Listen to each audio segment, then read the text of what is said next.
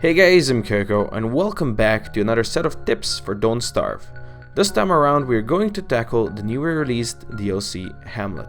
Now, as with any tips, there might be slight spoilers in this video.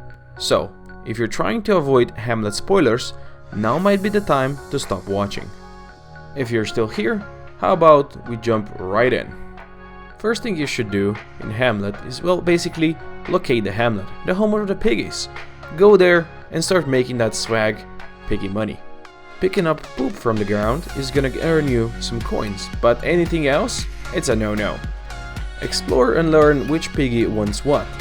Some piggies will accept flowers, the others will accept feathers. Some might go for grass, some might go for rocks. Others will go for jewels, and others again will go for crafted goods like cut rocks. You can also make a lot of oinks by cutting the hedge and turning in clippings to the right lady. And whenever you make your way to the second piggy village, your trading options will just increase. Now understand that it can be quite tempting to try to steal from the piggies. They are trying to grow a lot of useful stuff like berries, grass, flowers, you name it, they are growing it. But if a guard sees you stealing, or well, just picking up stuff, unless you're Wilba, they will not tolerate that. Any guard that sees you doing the deed will try to follow you and try to murder you. Now, there's an option to bribe them, not just outrunning, but bribing them. You can drop up to 10 oinks on the floor and he should go ahead and pick them up. I believe 10 is enough to make them look away. You can also use your hard-earned oinks, basically 10 of them, to buy a contract that you can then give to a piggy guard, and that guard is gonna follow you until he's dead or until it runs out, which is, I believe, a couple of days. Those piggy guards will basically attack anything that you attack or that attacks you, defending you during the day or the night. But just beware, during the night they will not be using their halberds, they will use their torches. And if you're fighting near any flammable things, you can expect a forest fire or something worse. If you just started playing Hamlet, you might have noticed that there's a distinct lack of gold options for you. But don't despair, there's many unconventional ways to actually earn gold. If you're already in the Hamlet itself, you can go ahead and buy 1 gold coin for 10 oinks. But the easiest way, if you don't want to spend the oinks, is to just go in one of the bad caves. There's usually stalagmites in there that you can mine, and those will drop gold. If you're playing as Warbucks, then you started with ballpeen hammer, which is one of your starting items. With that one, you can actually go ahead and chisel some crumbling statues, and those will drop gold coins as well. Now, if you didn't start with ballpeen hammer, you can actually craft it using the science machine. Another way is also to pan for gold dust in the iron ore biome where there's pools of water. There's also a weird looking creature running in that biome that's gonna drink from those pools and eventually also poop out a gold nugget. You can even feed it gold dust to make the process even faster. If you're having food issues, you might have already noticed that there's a large quantity of tasty tubers growing in the iron biome. But beware, those are not so tasty that they might seem in the first look. If you cut them from a tree and eat them raw or cooked, they will poison you. They will definitely poison you, and the poison will kill you if not treated. You can't put them in the crock pot, neither raw or cooked, so they're basically useless, you say? No. If you wait till the lush season, they will actually be fully grown, and you can pick them up then, and if you eat them raw or cooked, they will actually give you a lot of HP back and will not poison you anymore. Unfortunately, you still can't put them in the crock pot, neither raw or cooked, so you can't actually cook anything with them. They're not the only poisonous food though. There's also frogs that will drop poisonous frog legs, but if you put those on a drying rack, they will actually be eatable. After playing for a while, you might start to wonder, hey, what happened to all the spiders? Where the hell are my spidery friends? And most importantly, how the hell do I now get silk? I mean, silk is one of the more common items that you can find in either Don't Starve, Reign of Giants, or Shipwrecked, right? There's spiders everywhere. But over here in Hamlet, no spiders. Well, technically, there are spiders. Deep in the jungle you can find spider monkeys, spider gorillas, whatever they are. They're goddamn scary. Now if you kill them, there's a only tiny chance that they will actually drop silk, so not really worth it, right? But they go around and they cocoon trees, so if you find a way to distract the spider monkeys, say using one of the piggy guards, then you can go chop down those cocoon trees and voila, you got plenty of silk. There's another option. If you make your way to the second piggy village, you can actually buy there for oinks. It's pretty cheap, but you're probably not going to be making your way there right away from the start. There's a new resource in the game that you will find yourself using quite often, especially if you're doing spelunking in the ruins. You will need quite a lot of iron to actually craft some of the items available there.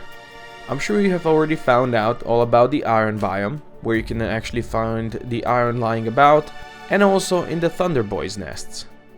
But is it renewable?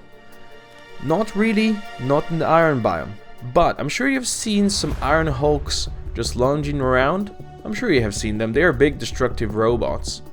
Now if you just let them be, they'll just mind their own business and not be harmful, but when they are dormant, if you go ahead and mine them, they will actually drop iron.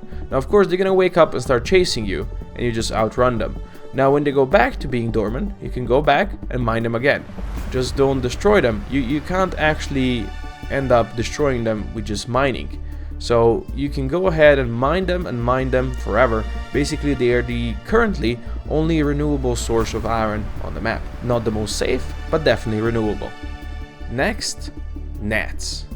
Yeah, those annoying pesky little troublemakers, they're gonna make your life a misery.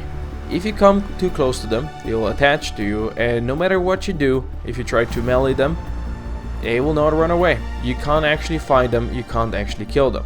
Now reportedly, they could be a defense against some of the animals, because they will actually attack the gnats and you can be immune while they're on you. Now I've not tested this myself personally, so I'm not gonna say it's viable. Now how to get actually rid of them? They will actually attach to a light source, especially if it's evening. They will run ahead and just leave you if they see a fire, if they see any of the pig houses with lights on, if they see pigs with torches, they'll run away and attach to that. Also, since you usually can find them in iron biome, you can just go next to the Thunder Boy nests and they will just attach to those boys and annoy them, and you will be free of them. Because these bastards, they drain sanity and HP. Extremely annoying.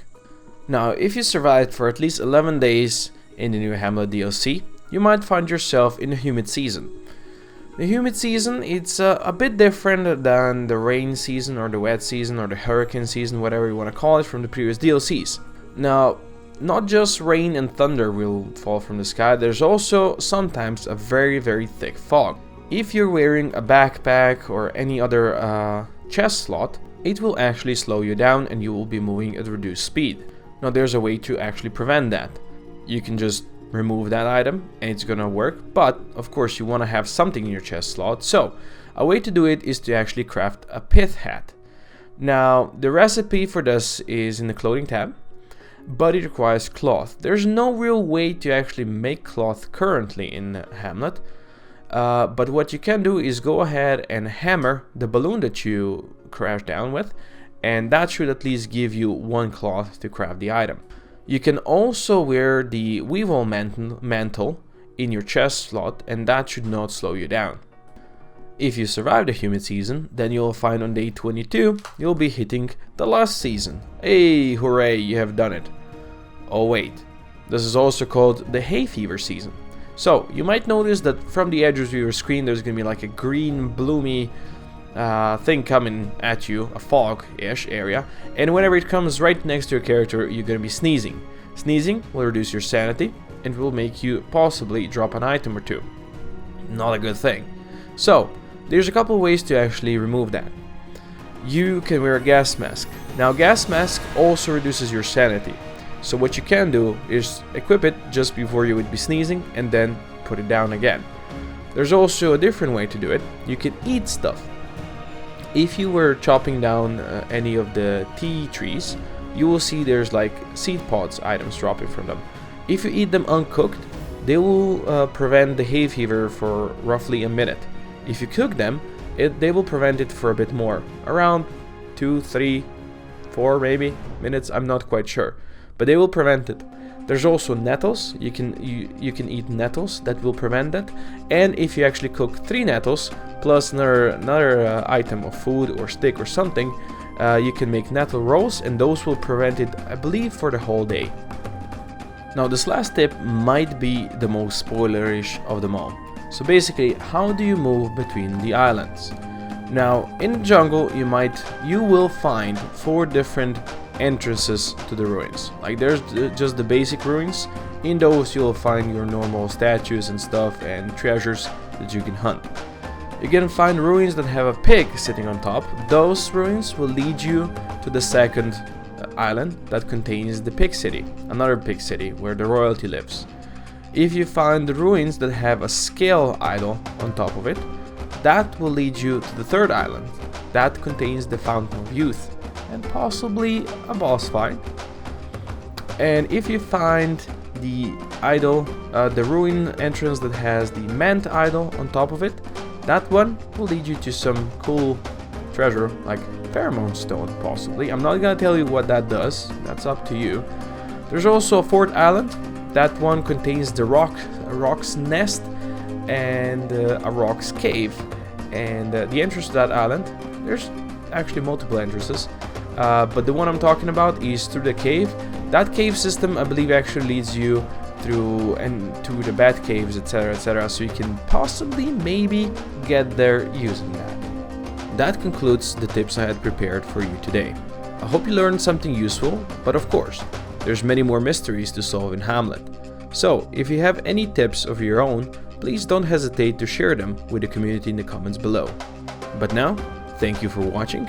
If you're new to the channel, make sure to click on the notification bell, drop me a like, and don't forget to share it with your friends. I'll see you next time.